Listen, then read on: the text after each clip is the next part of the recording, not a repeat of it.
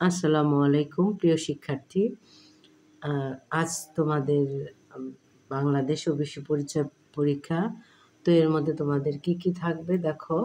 তোমাদের ১ নং-এ থাকবে টিক চিহ্ন বা সঠিক উত্তর। তোমাদের সঠিক উত্তর থাকে যে সঠিক উত্তর লিখতে হবে।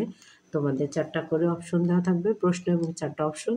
এর মধ্যে তোমাদের যেটা সঠিক সেটা লিখতে হবে। যেমন ১-এর ক, খ, গ, ঘ দেওয়া থাকবে। তো যেটা সঠিক হবে সেটা তোমরা ১ নাম্বার দিয়ে ক লিখে তারপর সঠিক উত্তরটা লিখবে। তো দেখো সেই সঠিক উত্তর তোমাদের ১০, ১১, ১২, ১৩ অধ্যায়।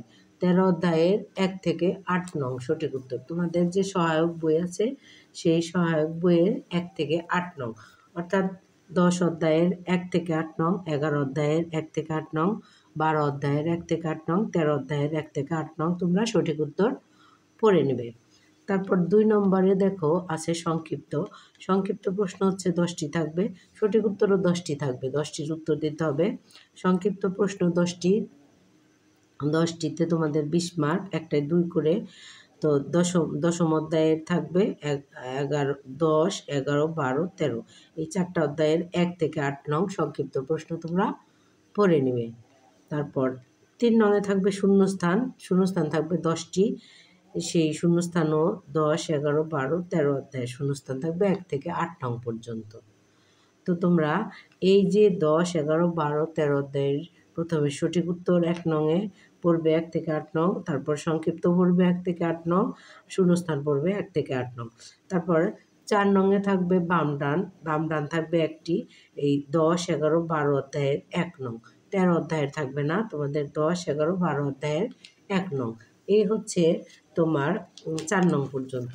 তো তোমার ৫ নং-এ থাকবে দেখো, ৫ নং-এ থাকবে তোমার বোর্ড বইয়ের প্রশ্ন। বোর্ড বইয়ের প্রশ্ন তোমার ৪টি থাকবে, ৩টির উত্তর দিতে হবে। এই ৩টিতে তোমার ১৫ মার্ক।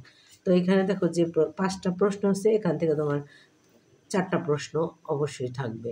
তো দেখো কি কি প্রশ্ন। জনসংখ্যা সম্পর্কে ৪টি তথ্য লিখো। জনসংখ্যা সম্পর্কে ৪টি তথ্য লিখো। এটা তোমাদের সহায়ক বইয়ের ২২৫ পৃষ্ঠা। তারপর ২ নম্বরে থাকবে টাকা ব্যবহার করতে তুমি কিভাবে যত্নশীল হবে তা লিখো। সহায়ক বইয়ের এটা হচ্ছে ২৪৬ পৃষ্ঠা। ৩ নম্বরে তুমি কেন সঞ্চয় করবে তা লিখো।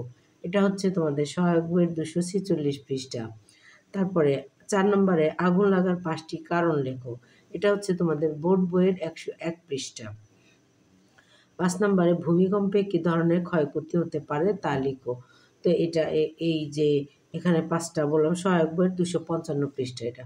এই ৫টার মধ্যে যে কোনো ৪টা থাকবে, সেখান থেকে তোমাদের ৩টির উত্তর দিতে হবে। তারপরে দেখো যোগ্যতা ভিত্তিক প্রশ্ন থাকবে ৬টি। ৬টির মধ্যে থেকে ৫টির উত্তর দিতে হবে। একটাই হচ্ছে তোমার ৭ করে মার্ক, ৫ ৭টা ৩৫ মার্ক। তো এখানে দেখো, এখানে আমি ৭টি দিলাম, এখান থেকে যে কোনো ৬টি তোমাদের পরীক্ষাতে আসবে। বাংলাদেশে উৎপাদিত প্রধান কৃষিজাত পণ্যগুলোর বিবরণ দাও। বাংলাদেশে উৎপাদিত প্রধান কৃষিজাত পণ্যগুলোর বিবরণ দাও।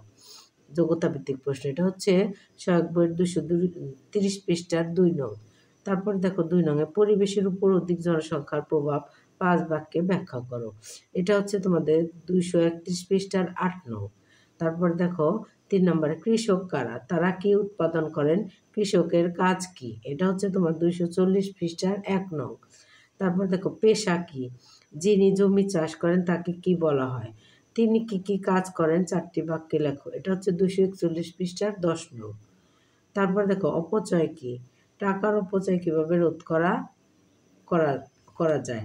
টাকার অপচয় কিভাবে রোধ করা যায়। আচ্ছা, রোধ করা যায়। এটা হচ্ছে ২৪৯ পৃষ্ঠার ২ নং। এগুলি তোমাদের সহায়ক বই।